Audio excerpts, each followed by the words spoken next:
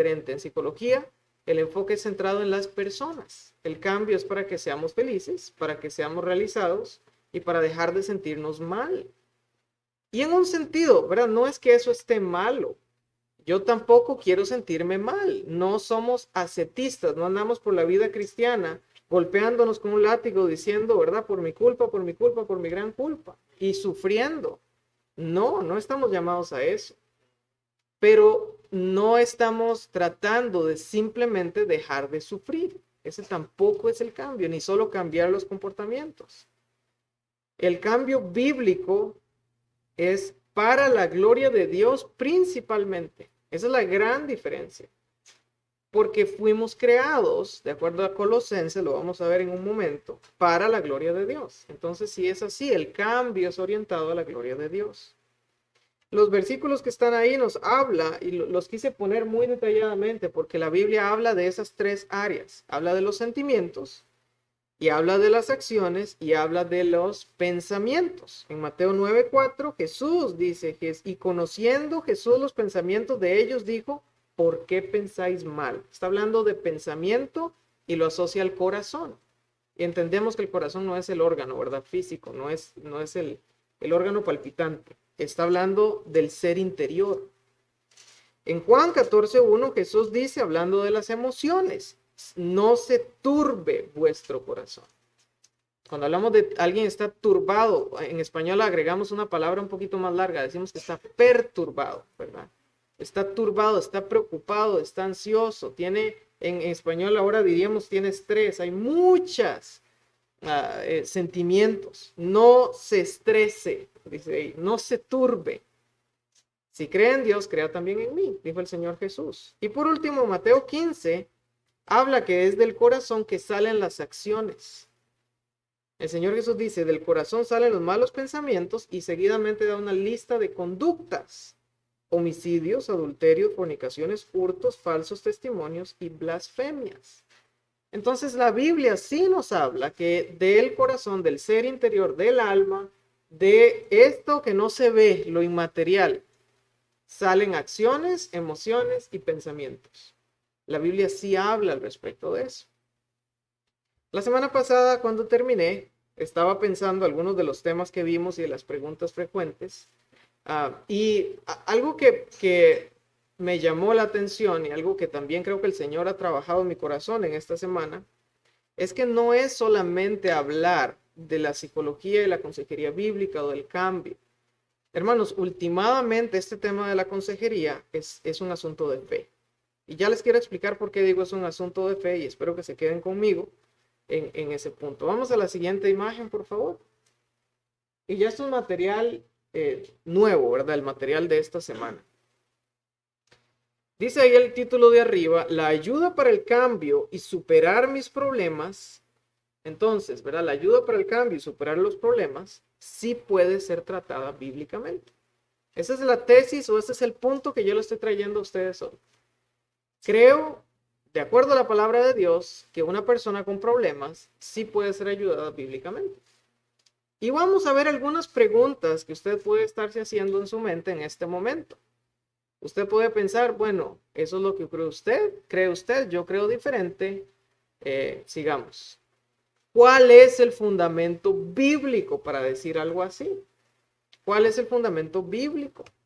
Lo otro que quizá usted pensó después de la sesión de la semana pasada es, pero esto entonces lo que está compartiendo el hermano es algo relativamente nuevo, es reciente. Debe ser más reciente que la psicología porque yo nunca lo había escuchado. Otra pregunta que usted puede tener en su mente es, bueno, ¿qué pasa si el pastor o llámese el líder de la iglesia o diácono o consejero no está preparado en psicología y comete un error? Lo que llamaríamos una mala praxis, ¿verdad? En medicina, con un miembro mentalmente enfermo. Hay cosas que están fuera de la Biblia, perdón, fuera del ámbito de la iglesia y que no deben ser tratadas. Bueno, puede haber un problema grave, alguien se puede estar preguntando. Entonces la consejería no aplica ahí. Y la otra que tal vez usted se ha preguntado es, bueno, yo accedo, voy a consejería, pero si no mejoro, ¿será que puedo acudir a otros medios? Entonces vamos a tratar de responder algunas de esas preguntas. Y la primera, que está ahí arriba, ¿cuál es el fundamento bíblico? Porque otra vez, aquí lo que quería mencionarles y aclarar respecto a la semana pasada es que es un asunto de fe. Y hermanos, un asunto de fe, ¿en qué sentido? Cuando una persona va a un médico, cuando una persona va a un psicólogo, va a un consejero, últimamente está creyendo en la autoridad de esa persona. Muy pocos de nosotros, si vamos a un médico, ¿verdad? Nuevo, yo vengo a Hermosillo, soy nuevo, ocupo ir al médico, busco un médico y llego. Yo voy a ese médico con fe. Yo no me puse a hacer una investigación exhaustiva a ver cuál era la preparación de ese médico. Ni le pedí su código para revisar si estaba inscrito en alguna clase de escuela. Ni busqué qué notas tuvo en la universidad. Yo estoy yendo a ese médico con fe de que él me puede ayudar o ella me puede ayudar, ¿cierto? Entonces, últimamente es un asunto de fe. Igual funciona con la consejería bíblica o con la psicología. Si una persona tiene un problema y va a un psicólogo, últimamente está yendo por fe, creyendo que esta persona le va a ayudar o le puede ayudar. Entonces, quiero retarlos a examinar su fe en ese sentido. ¿Y a qué voy? Bueno, perdón, y lo otro que quería mencionar es que esto de la consejería bíblica no es nada nuevo. Yo no estoy trayendo algo que es innovador ni diferente. Hermano, la consejería bíblica se ha estado llevando a cabo desde el nacimiento de la iglesia. Déjeme darle un ejemplo y me encanta. Vayan a su Biblia, Primera de Corintios, y es un texto muy clave, muy base en este tema. Y lo hemos utilizado para decir que Dios puede cambiar, pero déjeme enseñarle algo. La carta primera de Corintios, escrita por el apóstol Pablo, en el capítulo 6, Pablo está exhortando a la iglesia, les está diciendo, hay algunas cosas que están haciendo mal, y yo no quiero ir en persona y tener que exhortarlos. Así que les escribe una carta, les escribe dos, una tercera que se perdió o que no está. Y dice en el capítulo 9, ¿no sabéis que los injustos no heredarán el reino de Dios? Y aquí está haciendo Pablo una aclaración de personas que modelan estos hábitos, dicen no son congruentes en ser un hijo de Dios. No erréis, ni los fornicarios, 1 Corintios 6:9, ni los idólatras, ni los adúlteros, ni los afeminados, ni los que se echan con varones, ni ladrones, ni los avaros, ni los borrachos, ni los maldicientes, ni los estafadores heredarán el reino de Dios. Y hemos escuchado ese texto, ¿verdad? Muchas veces. Pero ve lo que dice el versículo 11. Y esto, ¿y qué es la palabra que está diciendo ahí? Erais. ¿En qué tiempo está esa palabra? Pasado. Dice el texto que en esta iglesia a la que Pablo le está escribiendo una carta, habían personas que habían sido y habían tenido esos comportamientos, habían batallado con esos pecados y habían hecho esas acciones. ¿Cuáles? Erais. Había avaros, borrachos, ladrones, maldicientes, estafadores, fornicarios, idólatras, adúlteros, afeminados y personas que se echan con varones en la iglesia. Ahora, hermanos, estas personas, y si usted ha interactuado con un pecador como yo o como cualquiera de ustedes, el Señor hace una obra maravillosa en nuestra vida, pero cuando recibimos a Cristo, una persona que nunca ha escuchado de Cristo, no tiene un trasfondo cristiano, tiene muchas preguntas, ¿cierto? Y estas personas, posiblemente viniendo de Corinto, un lugar tan entregado al paganismo, el pastor hablaba hoy en la mañana al respecto de eso, con templos donde habían prostitutas, donde había adoración, donde había toda clase de paganismo. Estos creyentes habían sido lavados, habían recibido a Cristo y cambiaron. Indudablemente, creo que podemos decir que ellos tuvieron que ser aconsejados. Alguien tuvo que explicarles que lo que estaban haciendo estaba mal y la Biblia dice cómo corregirlo y pudieron cambiar. Y usted leyó la lista de pecados que estaban ahí. Ahora, no creo que es exhaustiva. Pablo no está hablando solamente de eso. Ahí estamos diciendo otros pecados, cualquier sea o cualquier cosa con la que batallemos. Hemos sido lavados, hemos sido justificados, hay esperanza de cambio. Entonces, 1 Corintios es un ejemplo donde no dice consejería bíblica, pero creemos, por lo que estamos viendo aquí, que estas personas tuvieron que haber sido aconsejadas, tuvieron que haber sido ayudadas bíblicamente. El apóstol Pablo nuevamente en el libro de Filipenses, y vaya conmigo, el capítulo 4, es la carta de la que llamamos la carta del gozo, escrita por el apóstol Pablo desde la prisión, después de haber sido maltratado, golpeado, puesto en un cepo, en muy malas condiciones. Él escribe a los hermanos de la iglesia y los hermanos de Filipenses. En el capítulo 4 está terminando su carta y está dándoles algunas instrucciones y salutaciones. Y les dice en el capítulo 4, versículo 6. Por nada estéis afanosos, si no sean conocidas vuestras peticiones delante de Dios en toda oración y ruego con acción de gracias. Y Pablo continúa exhortando y hablándole a los hermanos cómo tratar el tema del afán. Ahora, nuevamente, Pablo no está diciendo esto es consejería bíblica, les está escribiendo un consejo, les está aconsejando, les está exhortando, les está animando. Hermanos, esto es lo que ha sucedido a través de la historia. Cristianos, los apóstoles y otros escritores animando a las personas en medio de las dificultades de la vida, sea cual sea. Y eso es lo que la iglesia ha venido a estar haciendo. Esto no es nada nuevo. Es la fórmula bíblica, es el Señor actuando a través de su palabra, con la ayuda del Espíritu Santo, sean cual sean los problemas que enfrentamos. Hace unos pocos años surgió lo que llamamos el modelo médico.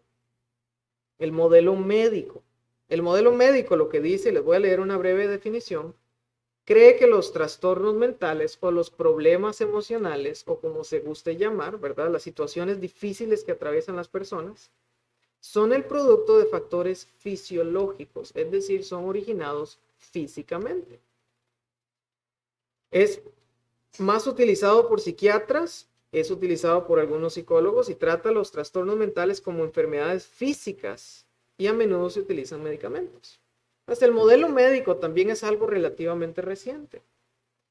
De hecho empezó, y si usted puede leer un poco de esto, empezó hace un par de cientos de años, y el ser humano estaba tratando de discernir por qué hay personas que batallan con ciertas cosas y con otras no, y empezaron a surgir teorías. Y la historia del pasado, del origen, ¿verdad? De los estudios de la mente, fue muy brutal. Se hicieron cuestiones muy, muy duras. Hay algo que se llama la historia lobotomías, donde se creía que la gente, ¿verdad? Muy ansiosa, muy neurótica, se le ponían algunos nombres, se calmaba al hacerle un hoyito en el cráneo, insertar un objeto y moverlo ahí adentro. Y pues sí, funcionaba, ¿verdad? Estaba rompiendo corteza cerebral. Pero creían este tipo de cuestiones y luego se fue modificando y se fue modernizando. Pero el ser humano ha tratado de entender el tema del asunto mental. La Biblia lo ha venido tratando también por mucho tiempo y la iglesia lo ha venido tratando por mucho tiempo. Entonces no es nada nuevo, ¿verdad? La gente a través de toda la historia ha tenido problemas, ha tenido dificultades, ha existido la ansiedad, ha existido ¿verdad? De una perspectiva se llama depresión, en otra perspectiva se puede llamar desánimo fuerte. Esto siempre ha existido. Y hay ejemplos de la Biblia, no los voy a ver hoy, en el tema, ¿verdad? De ansiedad y depresión, por ejemplo, que son más comunes. Ahora, la otra pregunta que yo tenía ahí es, ¿qué pasa si el pastor no está preparado y comete un error? ¿O qué pasa, verdad, en este tipo de situaciones? Efectivamente, sí pueden haber y sí han existido a través de la historia. El detalle, hermanos, es que no solo ha pasado con pastores, también han fallecido pacientes en hospitales psiquiátricos, muchos. También han fallecido muchos pacientes que han ido con un psicólogo, muchos. También se han hecho malas praxis. Entonces, se ha tratado, ¿verdad?, de decir, bueno, estos no son temas de iglesia, porque en la iglesia se puede hacer un daño. Entonces, vamos a llevarlo al otro campo, como si en el otro campo no hubieran también malas praxis. También las ha existido. No somos exentos de errores y al final creemos de todo corazón que el cambio no viene ni por un sistema ni por un consejero. El cambio viene por una relación con Jesucristo a través de la palabra de Dios y con ayuda del Espíritu Santo. Entonces no negamos, ¿verdad? No somos infalibles. Nadie lo es. Pero sí creemos con certeza que sí se puede cambiar a través de la palabra del Señor. Y también aquí algo que quería mencionar es, ahí decía, sí pueden ser tratados bíblicamente, siempre y cuando hay un par de condiciones. La consejería bíblica es para quienes, mis estudiantes de consejería, es para quienes, es para creyentes. Para un no creyente, esto no tiene sentido lo que yo estoy diciendo, porque no conocen de Cristo. La palabra del Señor dice que su conocimiento está entenebrecido, están cegados, no han nacido de nuevo. Entonces sí podemos ayudar creyentes y también un creyente que quiera ser ayudado. Y vamos a ir a la siguiente imagen para hablar acerca de dónde está el fundamento bíblico, de dónde estamos sacando esto.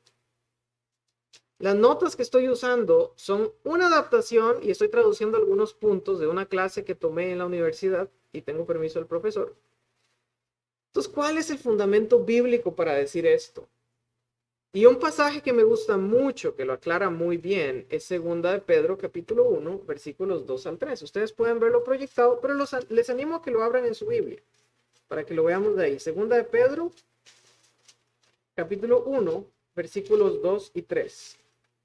Así que vayan conmigo. Y aquí el apóstol Pedro, sabemos que es una carta que él está escribiendo a cristianos perseguidos o a punto de ser perseguidos más duramente. Es una epístola general, no es a una iglesia, es a creyentes. Y si ustedes leen en el capítulo, no tienen que ir ahí, nada más les menciono. Él escribe las cartas a elegidos que han sido dispersados. Entonces, cristianos en medio de persecución, a punto de ser perseguidos más duramente, y Pedro les está dando esperanza. Y vean lo que les dice en el capítulo 1, versículo 2 de 2 de Pedro. Él dice, gracia y paz os sean multiplicadas en el conocimiento de Dios y de nuestro Señor Jesús. Como todas las cosas que pertenecen a la vida y a la piedad nos han sido dadas por su divino poder, mediante el conocimiento de aquel que nos llamó por su gloria y excelencia. Usted puede decir ahí, no dice nada de problemas, no dice nada de consejería bíblica, se lo está sacando de la manga. No me lo estoy sacando de la manga, hermanos. Vamos a ver y explicar un poco la base bíblica y dónde está la fe en el tema de la consejería bíblica. ¿Por qué decimos que sí se puede ayudar con la Biblia a las personas que tienen problemas? Muy bien, vamos a la siguiente. Dice el capítulo 1, versículo 2, ese que leímos, que tenemos gracia y paz en Cristo. Ahora, hermanos, todos necesitamos gracia y todos necesitamos paz. Una persona que viene a consejería o que va donde el terapeuta difícilmente lo va a hacer solo porque quiere, ¿verdad? Si es una sesión cobrada, quiere gastar su dinero y porque todo está bien. Estamos yendo porque algo en nuestra vida está desentonado, está mal y queremos ayuda. Queremos paz. Si hablamos de paz, podríamos decir estar libres de preocupación, no tener este problema encima. Quiero que las cosas vuelvan al estatus normal, ¿verdad? Encontrar un balance y no tener este problema. Entonces queremos paz y muy resumidamente decimos es no tener preocupaciones. Uno escucha a los adultos diciendo, ay, cómo me gustaría ser niño cuando no me preocupaba de nada, ¿verdad? Hemos dicho eso. Bueno, es que queremos una vida sin preocupaciones. Creo que difícilmente andamos por la vida buscando preocuparnos. No queremos estar preocupados, no es bonito. Y Pedro dice que tenemos gracia y podemos tener paz en Cristo. También habla de que la gracia, y usted lo puede leer ahí, es la habilidad sobrenatural para poder perseverar en medio de las dificultades. Por eso cuando viene una dificultad, oramos en la iglesia, Señor, dale gracia. ¿Ha visto que oramos por eso? O tiene una reunión difícil con el jefe y decimos, pon gracia en los ojos del jefe y dale gracia a esta persona.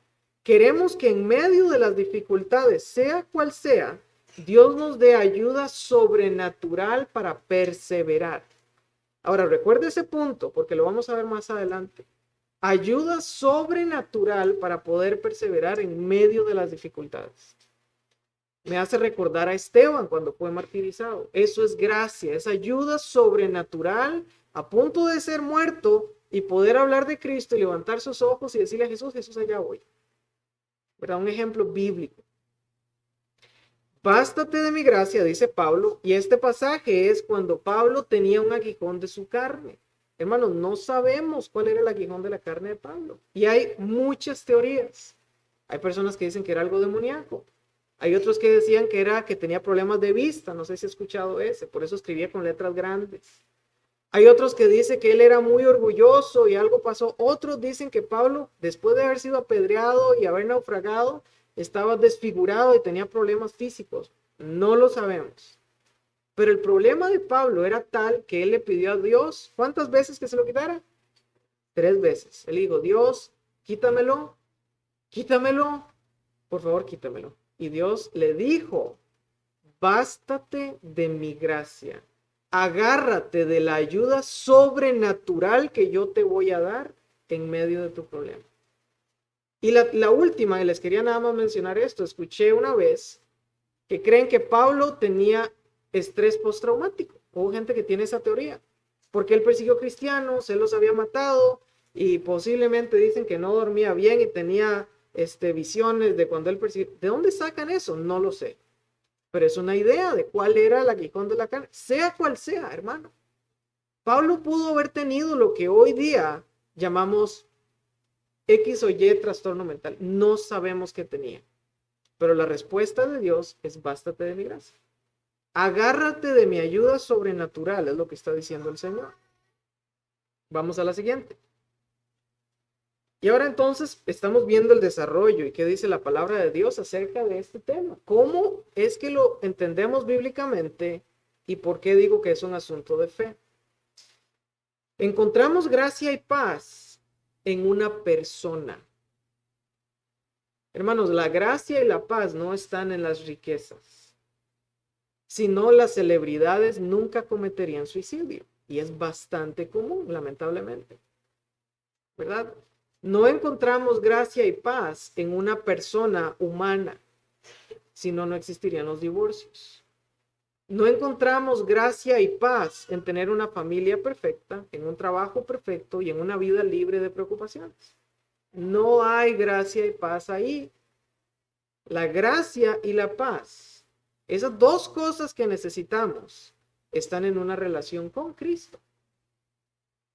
Y el pasaje dice, gracia y paz os sean multiplicadas. Yo quisiera animarles a pensar, ¿cómo? Gracia y paz, yo también lo quiero. Y espero que usted lo quiera. Yo quiero tener paz. Yo quiero de la gracia de Dios, esa ayuda sobrenatural en momentos difíciles. ¿Cómo la consigo? El pasaje dice que es a través del conocimiento y la palabra en el idioma original que está utilizando es epignosis. Gracia y paz están en el conocimiento de Dios y de Jesús. Gracia y paz no están en una terapia, ni en un consejero, ni en un psicólogo. Gracia y paz están en Jesús. Y ahora vamos a entender qué es esta palabra conocimiento. Bueno, en realidad la raíz de la palabra es la palabra gnosis, de donde vienen los gnósticos, que creen que la salvación es por mucha información. El gnosis se refiere a la que uno aprende a través de la experiencia. Eso es lo que esa palabra quiere decir. ¿Verdad? Aumentar en conocer a través de la experiencia de estudiar, de ir a la universidad. Uno conoce un tema a través de interactuar con ese tema. Vamos a la siguiente, por favor. Entonces, este gnosis, ¿verdad? Que nos está hablando la palabra del Señor, dice por ahí, no hay nada, ¿verdad? Si podemos hablar de esto un poco más, no hay nada en nuestra vida que no tengamos en Cristo. En otras palabras, todo lo que usted y yo necesitamos respecto a nuestra vida y nuestra salvación o nuestra santificación, ya Dios nos lo ha dado. Lo que usted y yo ocupamos para poder vivir la vida que estamos viviendo aquí, con los problemas que atravesamos aquí y con los que vas a atravesar mañana. Ese pasaje, inspirado por Dios, dice que Dios ya nos ha dado, ya Dios nos lo dio. Y esto es posible para aquellos que epignosis o aquellos que conocen a Cristo. Gracia y paz pueden ser multiplicadas al conocer a Dios. Entonces estamos llegando a este punto. Es solo posible para los que conocen a Cristo. Es un asunto de fe. Por eso les decía que es un asunto de fe. Porque yo debo aproximarme a la Escritura y creer, hermanos. Aquí es donde digo que es un asunto de fe. Yo tengo que llegar a la palabra de Dios en medio del problema que esté atravesando, sea el que sea, póngale nombre. Y no me estoy enfocando aquí, ¿verdad? Y quisiera también que el enfoque sea, ¿es X o Y enfermedad física o no? ¿Es X o Y una causa del pecado o no? ¿Es X o Y problema por disciplina o desobediencia? ¿O es simplemente Dios lo permitió? Hermanos, yo no lo sé. Y quizá usted tampoco nunca llegue a saberlo. Pero creo que el punto clave en el tema de la consejería bíblica es Dios ya me ha dado, o creo que Dios me ha dado la ayuda para poder enfrentar este problema, o tengo que buscarlo fuera. Hermanos, que ese es el asunto clave. Es decir, este problema, sea cual sea, la vida y problemas de todos aquí son diferentes. ¿Tengo ayuda para este problema en la palabra de Dios o tengo que buscarlo fuera? Creo que ese es el punto clave y digo que es un asunto de fe porque van a haber personas aquí y van a haber personas afuera que van a pensar diferente. Y habremos quienes decimos, la ayuda para cualquier problema, físico o no físico, ese no es el punto, la podemos encontrar en la palabra de Dios. La gracia, la ayuda sobrenatural para sobreponerme, la puedo encontrar en la palabra de Dios. La paz a través del problema, soluciónese o no se solucione, lo puedo encontrar en la palabra de Dios. O el otro campo es, no lo encuentro en la palabra de Dios, tengo que buscarlo afuera. Y eso se convierte en un asunto de fe, porque entonces tienes que creer que en algún lugar, en alguna terapia, en alguna forma, la ayuda a tu problema está afuera y tienes que buscarlo ahí. Ahí es donde está la línea divisoria, diría yo. Ese es el punto central. ¿Crees que cualquiera sea tu problema, la ayuda está en la palabra o no lo crees? Pues vamos al siguiente punto. Y si sí creemos, y ahí es donde quiero llegar también, ¿verdad? Y aterrizar el punto. Si sí creemos, si sí está en la palabra de Dios, ¿qué instrumento usa Dios? Vamos a la siguiente imagen. Bueno, perdón, esa, ahí nos quedamos. Sí, ¿qué instrumento usa Dios? En otro pasaje que es 2 Corintios capítulo 3, 18, me gustaría también que vaya en su Biblia, ahí es un pasaje que usamos mucho en la consejería. 2 Corintios capítulo 3, versículo 18, dice así. Por tanto, nosotros todos, 2 Corintios 3, 18, mirando a cara descubierta como en un espejo la gloria del Señor, somos transformados de gloria en gloria en la misma imagen, como por el Espíritu del Señor. Un profesor en la universidad hacía una ilustración y decía, nosotros mirando a cara descubierta como en un espejo la gloria del Señor. Y él decía, era la interpretación de su versículo, yo estoy mirando la palabra del Señor, estoy viendo el reflejo del Señor en su palabra y soy transformado. Él hacía esa imagen. Veo a cara descubierta, como en un espejo, la gloria de Dios. Veo aquí, algo se refleja allá arriba. Y entonces soy transformado. La transformación y la palabra, ¿verdad? Transformación. Por ejemplo, en Romanos 12:2 dice que tenemos que no ser conformados a este siglo, sino transformados. Es la palabra metamorfosis. De donde Vemos a las mariposas haciendo una metamorfosis. Dice el texto que somos transformados cuando contemplamos la palabra del Señor como en un espejo y somos transformados de gloria en gloria. Y otra vez hago aclaraciones. Una persona no creyente no entiende esto y no puede ser transformado, ¿verdad? Esa es la diferencia. No puede ser transformado porque no tiene a Cristo, no ha nacido de nuevo y no tiene razón para ser transformado. Necesita nacer de nuevo primero. Ahora, una pregunta que usted se puede estar haciendo en su mente es, bueno, si esto existe, si la consejería es así, la palabra de Dios habla ahí, ¿por qué entonces hay personas que batallan con problemas emocionales, familiares, matrimoniales, personales y no han cambiado? Y quiero hacer esa aclaración otra vez, la hice la semana pasada. No es, ¿verdad? No estoy diciendo que eres un impío falto de fe, ni que eres un desobediente, ni que eres, ¿verdad?, terrible. Ese no es el punto. Ese no es el punto. Batallamos con pecado, batallamos con dolor y a veces no sabemos qué estamos haciendo o qué vamos a hacer. O no sabemos buscarlo en la palabra, o no sabemos, o nos da pena buscar a alguien de la iglesia que me ayude. O quizá fuiste herido en el pasado porque buscaste ayuda y te ayudaron mal. Lo que te animo es no tires, en inglés dice, no tires el agua con el bebé, ¿verdad? No deseches la consejería bíblica porque tuviste una mala experiencia. Te animo, como decía antes, a llegar a esa línea divisoria y creer, Dios y su palabra sí me pueden ayudar. Hermanos, ayudaron personas en el pasado, te pueden ayudar a ti hoy también. Te pueden ayudar con tus problemas emocionales. La Biblia habla de eso. Te pueden ayudar con tus problemas matrimoniales. Te pueden ayudar con tus problemas financieros. La Biblia habla mucho de las finanzas. Te pueden ayudar con tus problemas de pareja. Te pueden ayudar con tus problemas de los hijos. La Biblia habla de eso, hermanos. Hay principios. El detalle, creo, que nosotros hemos emitido juicios respecto a lo que la Biblia habla y la Biblia no habla sin primero consultarlo con el Señor. ¿Verdad? Tenemos un problema y lo categorizamos en nuestra mente.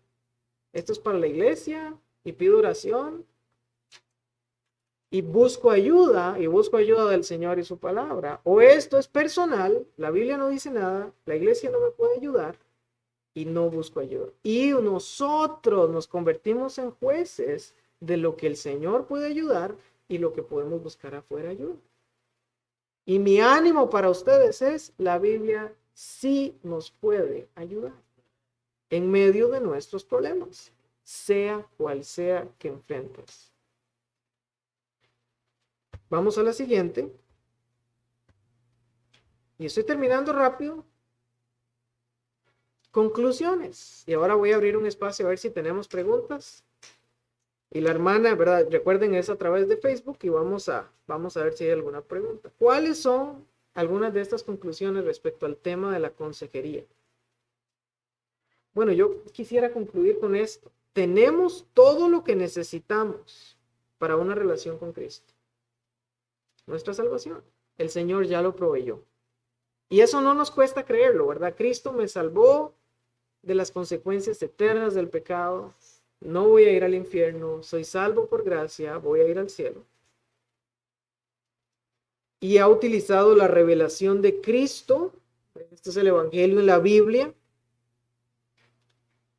para vivir una vida que glorifica a Dios. Y esta es la meta del creyente.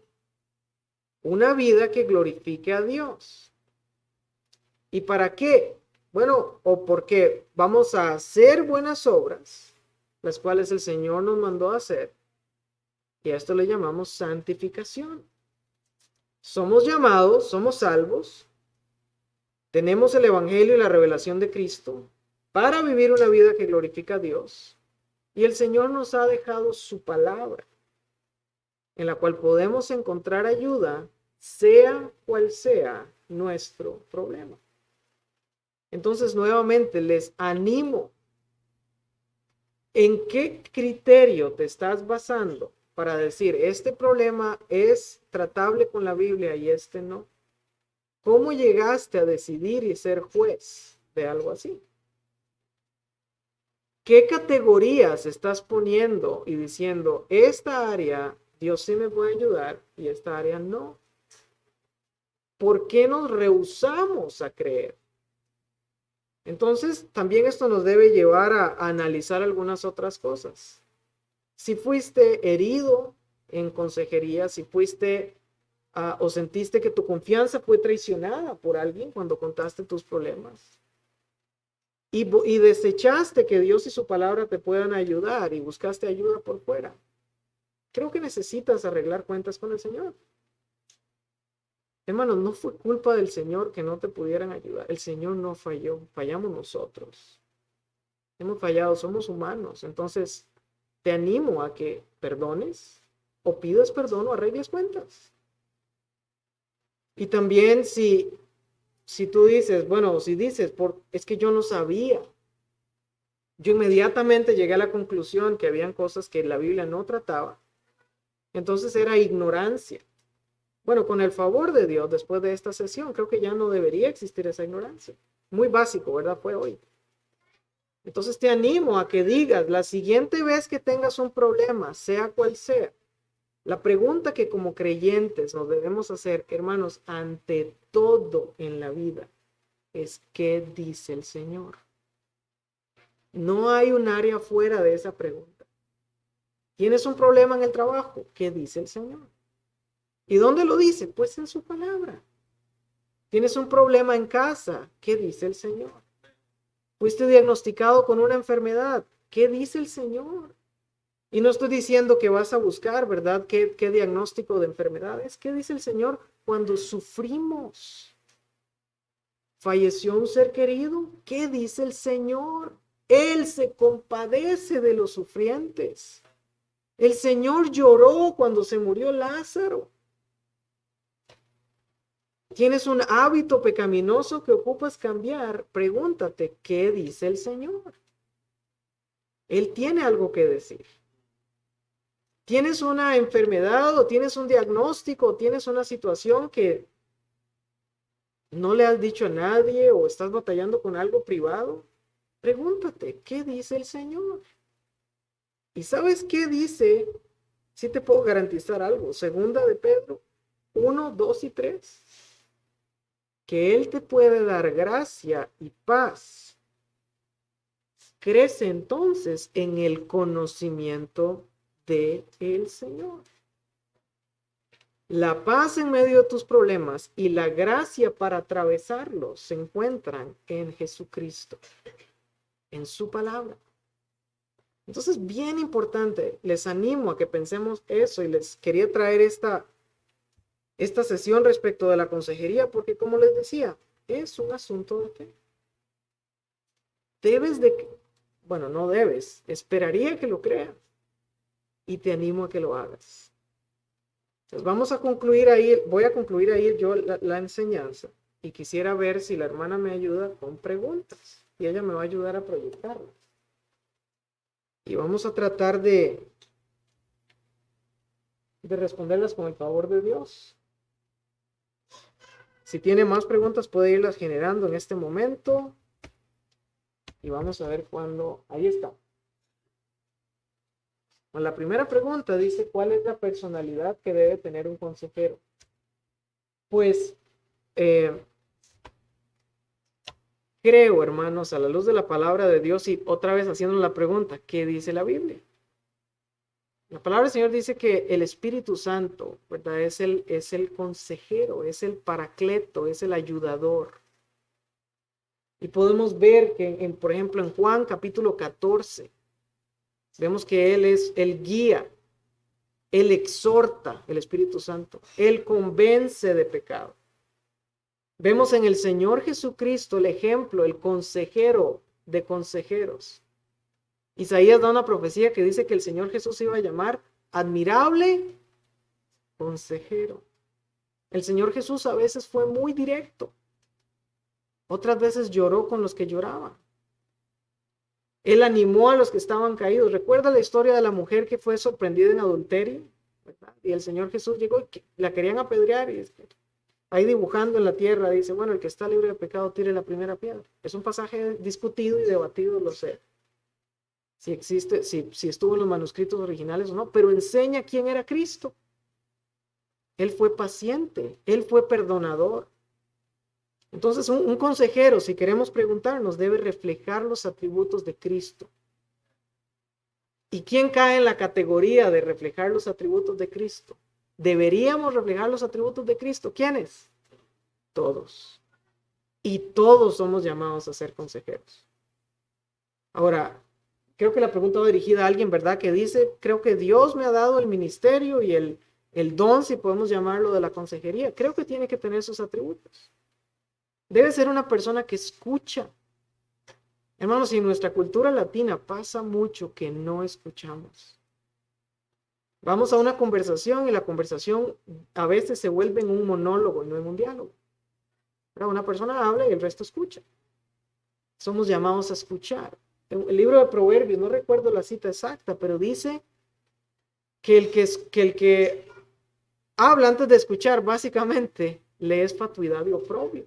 Necesitamos escuchar. Y sobre todo, un consejero, no tanto en personalidad, debe ser lleno de la palabra. No puedes aconsejar bíblicamente si no conoces tu Biblia. Eres un opinador, no un consejero. Y Dios no nos llamó a opinar. Hoy el hermano Wesley dijo algo muy poderoso, ¿verdad? Desde aquí. No estamos en el ministerio público de la palabra. No es decir lo que la persona quiere oír, ni decir verdades bonitas. Pero en consejería no vamos a decirte tu esencia es pura y especial, eres único o única. Vamos a decirte lo que el Señor dice. Y a veces van a ser palabras van a ser medicina para el adolorido, ¿verdad? La oveja quebrada, hay que curarla y poner un óleo. Y a veces hay que exhortar a aquel que está no creyendo. Entonces, ese debe ser el consejero. ¿Cómo se compone una sesión de consejería? Muy buena pregunta. Una sesión de consejería formal, le diría yo, porque yo decía la semana pasada, uno puede tener consejería, termina el servicio y vienes con un hermano ahí a la esquina y el hermano te dice, oye, estoy batallando con mi hijo, está terrible, ¿qué hago? Y una hermana piadosa y con más experiencia le da consejos. Y al terminar oran. Eso fue consejería bíblica. Ahora hay problemas, tal vez un poco más específicos. Y vamos a tener que decir, bueno, nos reunimos, yo lo que usualmente les voy a hablar de lo que hago yo. Ponemos una hora, usualmente es una hora de consejería, a veces puede ser un poco más. Y si no se conoce a la persona, hay que escuchar, recuerdan. Hay que recopilar datos. Entonces la consejería inicia preguntándole muchas cosas de la persona. Si duerme bien, si come bien, sus hábitos, su salud, de su familia, de su trasfondo. Si no lo conozco, hay que preguntarle todo eso. Porque puede haber una causa orgánica, diríamos, ¿verdad? Una persona que no duerme no funciona bien. Una persona que no está comiendo bien y su dieta es irregular no funciona bien. O que está tomando medicación o tiene una cuestión física que le está afectando. Y si hay duda, yo lo he hecho y muchos consejeros bíblicos lo hacemos, le decimos, hermano, hermana, le aconsejamos que vaya a un médico y se haga un examen general. Y depende del tipo, ¿verdad? Un examen específico. A ver si tiene un problema orgánico. Si todo está bien, pues vamos a procurar ayudarle preguntándole por qué viene, cuál es su problema. Vamos a indagar si la persona es salva. Así si es salva, es consejería bíblica. Si no es salva, le vamos a escuchar y le vamos a decir que su problema finalmente no puede ser solucionado completamente si no deposita su fe en Jesús, en una forma muy amorosa. Mira, no decir, no te puedo ayudar, vete. Es en amor decirle, necesitas el fundamento correcto, necesitas a Cristo. Y ayudarle. Y usualmente una sesión de consejería, bueno, se trata un tema, vemos qué dice el Señor y su palabra del tema, escuchamos y ayudamos a la persona, y se le asigna tarea. Siempre asignamos tarea. La persona va a ir y va a hacer unas tareas en su casa de diferentes formas, ¿verdad? Eso es una sesión básica de consejería. La tercera pregunta: si alguien en la iglesia me lastimó, ¿cómo puedo acudir a alguien más? Creo que va orientada hacia alguien que busqué ayuda, me lastimó, dejé de confiar. Pero ya no quiero ayuda porque no confío en la ayuda que me vayan a dar. Tenemos que preguntarnos, ¿qué dice la Biblia? Si alguien en la iglesia te lastimó y afectó tu confianza en el Señor, ¿verdad? Creo que hay un tema de confianza, indudablemente. Necesitas ir al Señor y resolverlo bíblicamente. Si tienes, como decía ahora, que pedir perdón o perdonar, y quizá la persona necesite consejería para saber qué dice la Biblia del perdón, porque no lo sabe. ¿Y cómo puedo acudir a alguien más? Bueno, si hay alguien que está dolido y no quiere confiar, pues déjeme decirle desde aquí, lo sentimos mucho. Como consejero, esto pasa y lo hemos visto mucho. Hemos fallado. Hermanos, hemos fallado. Yo he fallado. Y de corazón digo, lo siento. Y también pido, ¿verdad?, misericordia en el sentido de el consejero no es infalible. Le puedo rogar, ¿verdad?, a una persona que batalla con eso. Bueno, confíe en el Señor. Vaya a ver los principios bíblicos que dice de la confianza y el perdón y dele una oportunidad a alguien más. Dele una oportunidad a otro consejero. Si siente que la confianza se rompió con esa persona, no tiene que ir a esa persona necesariamente, pero sí necesita arreglar el tema del perdón. Y dele una oportunidad a otro consejero o consejera para que le ayude. Y entender que el consejero pudo haber fallado, pero Dios no falló. El Señor no falla. Él permanece fiel. Vamos a ver si hay más preguntas. ¿No hay más? Bueno, estamos terminando justo a tiempo a las 8. Quería terminar a esa hora. Y hermanos, les animo de verdad a que veamos la escritura y la palabra del Señor como dice 2 de Pedro 1:3. Él nos ha dado todo lo suficiente para la vida y la piedad y nos promete gracia, ayuda sobrenatural. Y quiero hacer un punto aquí, un asterisco en mi cierre. En la consejería, Dios no promete que tus problemas se van a aliviar.